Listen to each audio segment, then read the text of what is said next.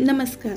लावण्याज रेसिपीमध्ये आज आपण राजस्थान स्पेशल दाल बाटी कशी बनवायची हे बघतोय. राजस्थानची ही फेमस डिश आहे आणि थंडीमध्ये हिवाळ्यात आवर्जून ही रेसिपी बनवली जाते. सुरुवात करूया. तर सगळ्यात आधी आपल्याला डाळ बनवायची आहे. त्यासाठी इथे आपल्याला 5 प्रकारच्या डाळी घ्यायच्या आहेत. तर अर्धी वाटी तूर डाळ, 2 चमचे उडदाची डाळ, 2 चमचे हरभऱ्याची डाळ, 3 चमचे मसूरची डाळ आणि 3 चमचे मुगाची डाळ घेतली आहे. डाळ तुम्ही थोड्याफार प्रमाणात कमी जास्त करू शकता. आता कुकरमध्ये या सगळ्या डाळी मी घालून घेते. तर आपण या सर्व डाळी कुकरमध्ये घालून घेतल्या. आता यामध्ये आपल्याला पाणी घालायचं आहे. सगळ्यात आधी आपण या डाळी आहेत त्या स्वच्छ 2 ते 3 पाण्याने धुवून घेऊया. डाळ आपण जेव्हा साठवून ठेवतो त्याला पावडर वगैरे लावलेली असते, त्यामुळे डाळी आपल्याला स्वच्छ धुवून घेणं गरजेचं आहे. तर इथे आपण ही डाळ 2 ते 3 पाण्याने स्वच्छ धुवून घेतलेली आहे. आता यामध्ये आपल्याला 2 ग्लास पाणी घालायचं आहे. डाळीच्या 1 इंच वरती आपल्याला पाणी घालायचं आहे. तर इथे 2 ग्लास पाणी घातलंय. यामध्ये आपल्याला आता अर्धा चमचा हळद घालायची आहे. त्यानंतर 1 चमचा तेल घालायचं. तेल घातल्यामुळे आपल्या डाळी सॉफ्ट आणि पटकन शिजल्या जातात. आता कुकरचं झाकण लावू आणि याच्या 3 ते 4 शिट्ट्या करून घेऊ. तर आता इथे आपल्या या डाळी शिजतायत तोपर्यंत आपण बाटी बनवायचं जे पीठ आहे ते भिजवून घेऊ. त्यासाठी एका बाउलमध्ये आपल्याला 2 वाट्या गव्हाचं पीठ घ्यायचं आहे. त्यानंतर त्याच वाटीने 1 वाटी या ठिकाणी आपल्याला बारीक रवा घ्यायचा. जाड रवा घेतला तरी सुद्धा चालेल, फक्त तो थोडासा मिक्सरला फिरवून घ्या. त्यानंतर चवीनुसार मीठ यामध्ये घालूयात. 1 चमचा ओवा घालायचा आहे. ओवा हातावर क्रश करून घालायचा, म्हणजे ओव्याचा फ्लेवर आहे तो बाटीमध्ये छान उतरतो. आणि अगदी चिमूटभर यामध्ये आपल्याला खायचा सोडा घालायचा आहे. त्यानंतर 1 चमचा यामध्ये तूप घालायचं.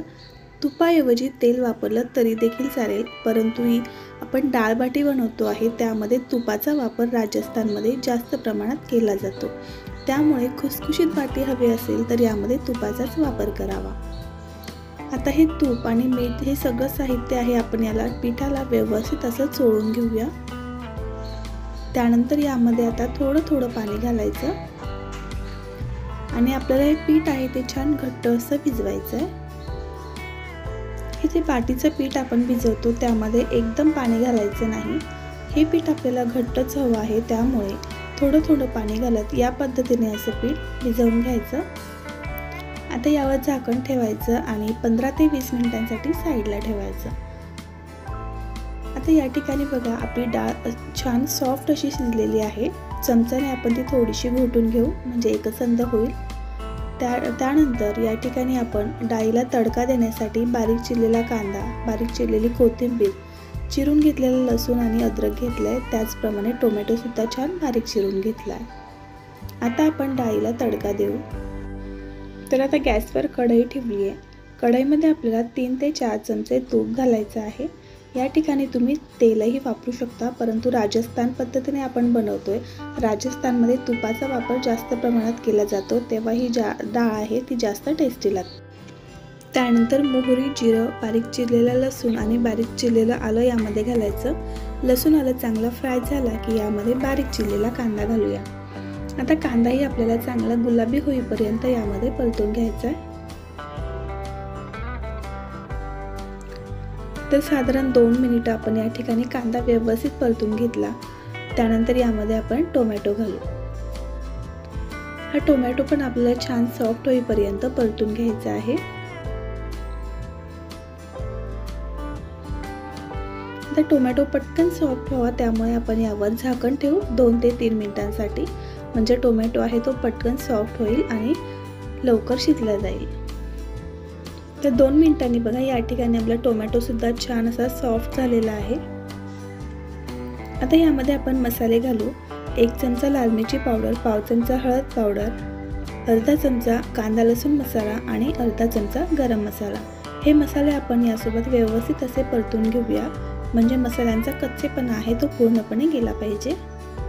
मसाले छान परतले की यामध्ये थोडीशी कोथिंबीर घालायची।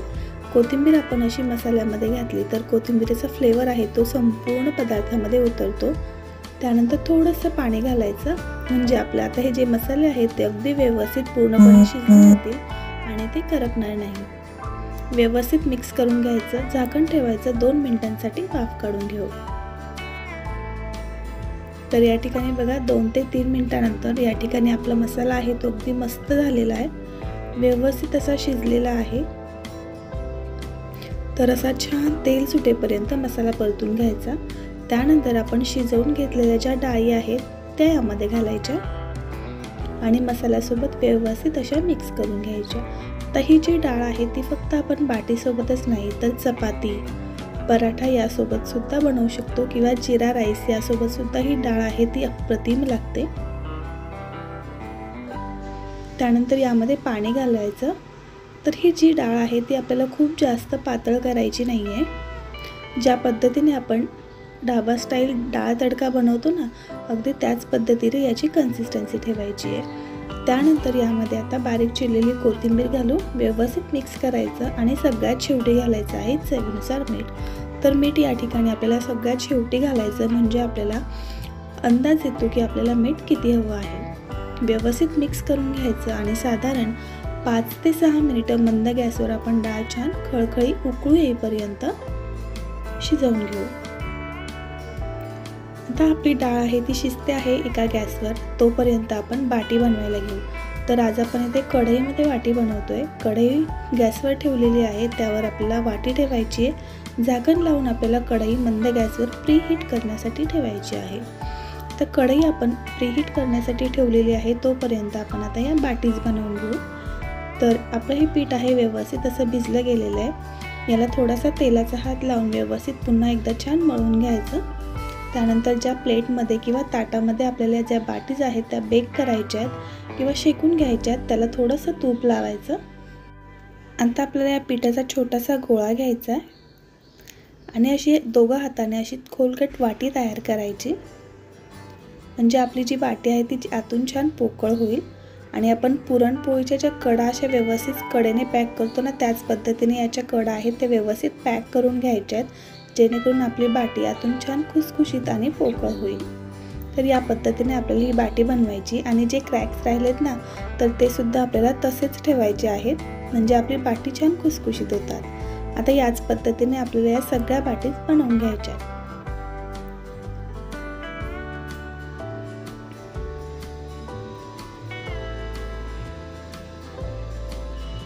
तर बघा या पद्धतीने आपण या बाटीज बनवून घेतलेल्या आहेत। आता आपली कढई सुद्धा छान गरम झालेली असेल। कढईमध्ये आपण आता या बाटीची प्लेट ठेवूया आणि साधारण 20 ते 25 मिनिटं या बाटीज आहेत त्या शेकून घेऊ। त्या बाटीला आपल्याला वरून तूप लावायचं आहे, म्हणजे याला छान रंग येईल आणि चवही उत्तम येईल। आता याला आपल्याला असं सगळ्या बाटीजना तूप लावून घेऊया। त्यानंतर यावर झाकण ठेवायचं। आता आपण या ठिकाणी बघा, या ठिकाणी आपली डाळ सुद्धा व्यवस्थित अशी तयार झालेली आहे। डाळीला छान उकळी आलेली आहे, डाळीचा रंग सुद्धा अगदी मस्त दिसतोय। तर ही डाळ तुम्ही अगदी कशासोबतही खाऊ शकता, जिरा राईस, पराठा, चपाती यासोबत सुद्धा अप्रतिम लागते।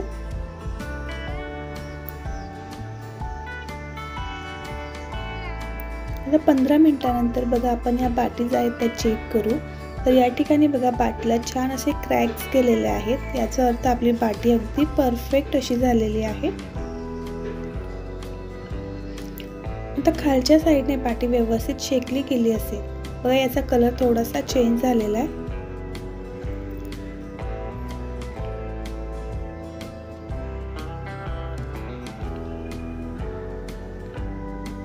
आता या बाटीज आहेत आपण त्या सगळ्या पलटून घेऊ आणि दोघं साईडने आपल्याला व्यवस्थित अशा बाटी आहेत त्या बेक करून घ्यायच्या आहेत किंवा मग शेकून घ्यायच्या आहेत। आता या साईडला सुद्धा आपल्याला तूप लावायचं आहे। बघा बाटीला मस्त असा कलर आलेला आहे। पुन्हा एकदा झाकण ठेवून 15 मिनिटं बाटी आपण शेकून घेऊ। 15 मिनिटांनंतर या ठिकाणी बघा आपल्या बाटी आहेत त्या तयार झाल्या आहेत। मस्त खुसखुशीत अशा या राजस्थानी बाटीज आपल्या तयार झाल्या आहेत। या ठिकाणी बघू शकता अगदी हाताने व्यवस्थित चुरल्या जात आहेत। आता आपल्याला चुरमा बनायचा आहे, त्यासाठी 2 बाटीज इथे मी मिक्सरच्या भांड्यामध्ये फिरवून घेतल्या आहेत। तर याचा आपण चुरमा बनवूया। चुरमा बनवण्यासाठी इथे बघा पॅनमध्ये 2 ते 3 चमचे तूप घालायचं, त्यानंतर कापून घेतलेले ड्रायफ्रुट्स घालायचे। यामध्ये मी फक्त बदाम घेतले, तुम्ही आवडीनुसार ड्रायफ्रुट्स घालू शकता। व्यवस्थित तुपामध्ये परतून घ्यायचे। त्यानंतर आपण जो चुरमा बनवलेला आहे तो यामध्ये घालायचा आणि 2 ते 3 मिनिटे हा चुरमा आपल्याला तुपामध्ये छान असा फ्राय करून घ्यायचा। त्यानंतर यामध्ये गॅस बंद झाल्यानंतर आपल्याला पिठी साखर घालायची। लक्षात ठेवायचं गॅस चालू असताना यामध्ये पिठी साखर अजिबात घालू नका, नाहीतर या पिठी साखरेला हे पाणी सुटतं। तर इथे आपला हा बघा चुरमा सुद्धा तयार झाला। तर या ठिकाणी आपली राजस्थानची पूर्ण थाळी तयार झालेली आहे, दाल बाटी आणि चुरमा। तर तुम्ही सुद्धा ही रेसिपी नक्की ट्राय करून बघा। व्हिडिओ आवडला असेल तर लाईक, शेअर आणि सबस्क्राईब नक्की करा।